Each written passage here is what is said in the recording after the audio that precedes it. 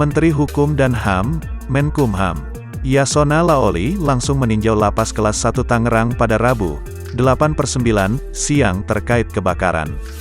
Dalam kunjungannya, Yasona mengungkapkan, dari korban tewas tersebut terdapat napi terorisme dan napi pembunuhan. Tak hanya itu, terdapat 2 warga negara asing yang juga menjadi korban. Dikutip dari tribunnews.com, Menkumham Yasona Laoly dalam keterangannya mengatakan, 2 WNA tersebut berasal dari Afrika Selatan dan Portugal. Yasona menjelaskan, warga binaan yang menjadi korban dalam peristiwa ini berkaitan dengan kasus terorisme, pembunuhan, dan narkoba. Narapidana kasus terorisme berjumlah 1 orang, kasus pembunuhan berjumlah 1 orang, dan sisanya kasus narkoba.